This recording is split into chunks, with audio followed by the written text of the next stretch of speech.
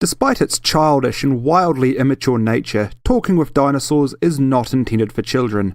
It has blasphemy, sweary words, sexy talk, and bad thoughts.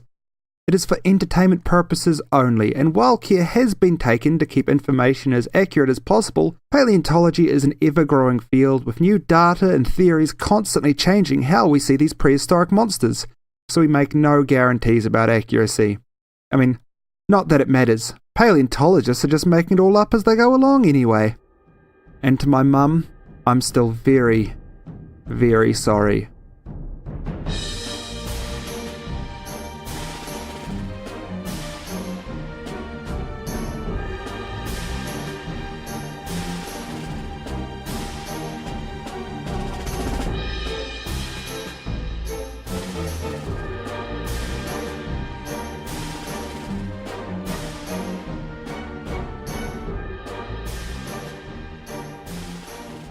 Welcome back to Talking with Dinosaurs, the world's #1 short-form dinosaur trivia comedy podcast hosted by a New Zealander.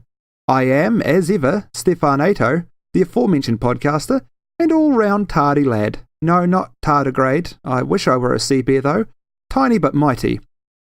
You may be wondering why it's been 7 weeks since the last episode, and, to be honest, it would be fair to wonder. I won't lie, I won't make excuses. The truth is I attempted to stage a socialist overthrow of my reptiloid captors, which, well, it didn't exactly go to plan. I may have been in solitary confinement for the last 6 weeks. For those of you tuning in for the first time, I'm currently interred in a re-education camp run by the shape-shifting reptiloid Killuminato who run the world, for reasons that were much funnier before America started going all 1935 Germany on children whose parents were born on the wrong side of an arbitrary line. Boy, if this were some kind of gag, I would really drop it right now for being in bad taste. Anyway, the important thing is that the reason I'm late is due to my righteous battles against our tyrannical overlords, and is not in any way due to my ongoing battles with anxiety and motivation. But that doesn't matter now. I'm back, you wonderful dinophiles, and I am full of delicious dinosaur data just for you. Yeah, just you. Anyone else who hears this just hears surprisingly jellyfish-like static. What's that, you say? Stop waffling and get on to whatever the hell dinosaur we're talking about this week? Well, fine. You win this time. There's no need to be so rude. A lot of the last 7 weeks have been spent trying to decide what dinosaur to do next. I wanted to do a mega mammal May, but, That didn't happen, it turns out, so, I was at a loss, and then suddenly, out of nowhere, into my Facebook inbox popped a message from the wonderful Nia from Murder Down Under, with a fantastic suggestion. Yes, that's right, you can actually just email or message me dinosaur suggestions, and I'll, try my best to do them. Anyway, what did Nia suggest, you ask? Well, you're asking a lot of questions today.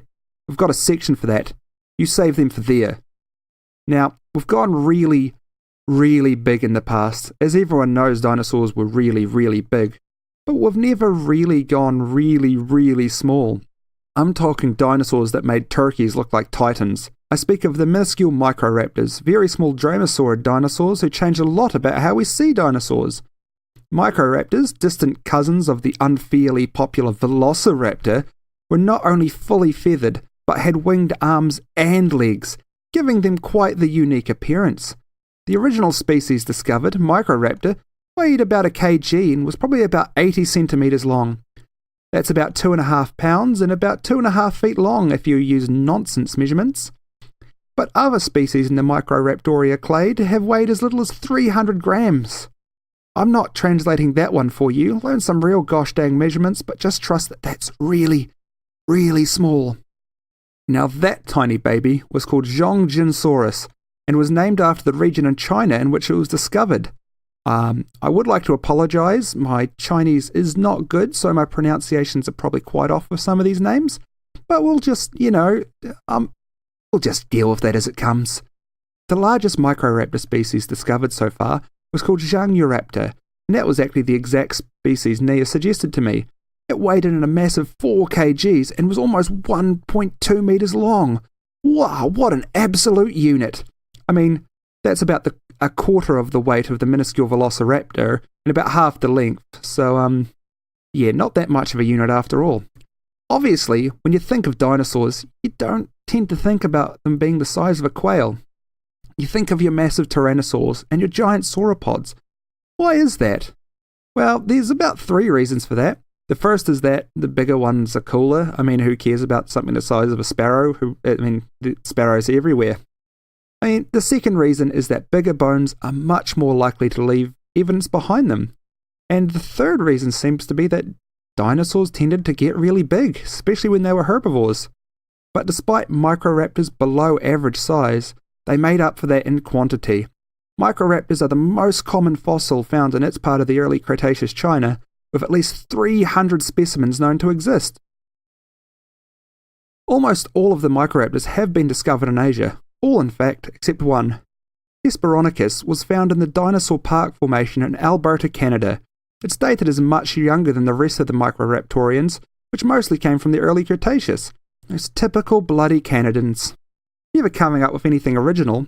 You copied Creed with Nickelback, you used Nick Jonas to make Justin Bieber, and you couldn't just let China have Microraptors, could you? You'll never escape the US's shadow by copying others, China. Trust me, I live in the constant shadow of those gosh dang Australians. No offence, Ben. I mentioned before that Microraptors are known for the long feathers on their legs, giving them, effectively, 4 wings. Does this mean they were fantastic flyers? Probably not. Debate rages about whether Microraptors could fly, or if their wings were as ineffective as my attempts to convince people I don't look like Ed Sheeran or Prince Harry. No, we don't all look the same. We're just all bearded gingers. Come on, you're better than that. Look at the nose shape. My nose is much wider than theirs. Some claim that Microraptor's shoulder shape meant that it wouldn't be able to flap its wings like a bird, and it would thus be unable to fly. Other researchers pointed out that their shoulders were placed differently to modern birds, allowing them greater arm range than the first researchers expected, which would allow them to fly, just not in the same way modern birds did. The first researchers replied with, "Yeah, well, your mother doesn't fly the same way modern birds do," to which the second set of researchers punched them in the face. Quite the kerfuffle started, with blows being traded and lab coats getting ripped, until a third set of researchers appeared, broke them up, and announced that Microraptors' arm wing feathers were so long they would have had to run around on the ground with their arms in the air like hipsters letting their armpit hair dry to stop them from destroying their arm feathers in the mud. They all had a good laugh at this ridiculous image, dusted each other off, and went down to the pub for a couple of IPAs. Well, all of them except Dave from the third research team, who exclusively ordered pilsners from craft microbreweries, because that's the kind of tosser he is. Yes, he has a tattoo of a side character from an obscure 70s Hanna-Barbera cartoon. Of course he does. Prick. Anyway, the debate still rages about its ability to fly, but my money's on them being very good flappy boys. Iridescent black flappy boys, to be exact. That's right, we know what colour some of these tiny terrors were. By looking at the fossilised cells of a particularly well-preserved specimen under an electron microscope, and comparing them to modern animal cells, we were able to figure out that their colouring was similar to modern starlings, which, to be honest, I thought was a fancy name for aliens, but that's neither here nor there. Okay, I think I've managed to talk enough shit now to justify moving on to this micro badasses rating. I'm going to have to give this wee biter a very small 9 out of a very small 10. You can't see it because this isn't a visual medium, but I wrote it on this page here, and I assure you, it's tiny. It looks like it belongs between Trump's legs. Politics! Again! Jesus, I better get on to the Q&A section before I alienate all the sociopaths, racists, and misogynists. This is Kim, your friendly neighborhood ER nurse. I'm the host of People Are Wild, the only podcast that claims to bring medical entertainment, medutainment, on a weekly basis. I can be found on your favorite podcast listening app, iTunes and Google Play, and you could talk to me on Twitter at People Are Wild. Okay, here we are, Q&A time. It's good to be back. Now, after this episode, I am officially out of questions. I need your questions. Don't make me pretend people are sending me questions. I'm sad and desperate, but not that sad and desperate. Well, okay, I probably am that sad and desperate, that's true. But just send me the damn questions, y'all. Right. Question 1. Did dinosaurs engage in, shall we say, interspecies act? God damn it. I'm about 90% sure someone has asked this before, which really says a lot about this podcast. Well, Jamie, I'm not going to say your name. Oops. As I'm sure you don't want anyone knowing about your perverted predilection to unnatural pairings, but I'll answer your question anyway. I mean, they probably did. I watched a small cat try to mate with a large hedgehog out my window last week, so there's definitely precedent for interspecies pairings. I'm certainly not going to destroy your sick fantasies and say that it never happened. Right, let's get the fuck away from that dodgy one and on to the next. Now, unfortunately, I have lost the details of the person who asked me this one, so I'm really sorry about that. Hit me up if you want and I'll give you a shout out though. Now, they wanted to know pros and cons of cloning giant herbivore dinosaurs for work and food. Would vegans love it because it brings back species from extinction? I mean, this one's sort of a toughie. I'll answer the second part first. Most vegans would fucking hate it. Vegans are generally pretty fond of animal conservation, but they would probably be more worried about protecting existing species than bringing back long dead ones, especially if we're just going to torture and butcher them like we do modern animals. Now, I'm no vegan myself, mind. I'm what's known as a flexitarian. We're like vegans in that we try not to eat meat or animal products, except we just don't try very hard. So, we support the murder, torture and enslavement of animals. We just, act as preachy as vegans do anyway. Hypocrisy. Typical human stuff. As for the pros and cons, well, the pros would obviously be that we would get a huge amount of meat per creature, and they could probably lift incredible loads. The cons with that would be we'd have to generate 120 metric shit tons of food per giant sauropod from land that would be much more effectively used growing delicious corn, beans, rice, wheat, and other burrito ingredients. What it really comes down to, is it worth bringing back dinosaurs if it makes it harder to get a bean burrito? We all know the answer. Nothing is worth sacrificing my precious burritos. Right, that's it. The episode's done. I'm back in the game. I would like to seriously thank Electricity for the amazing theme he made for the show. It has such a better feel than the crap I had before. He's a genuine talent and you should definitely hit him up if you need music for any situation.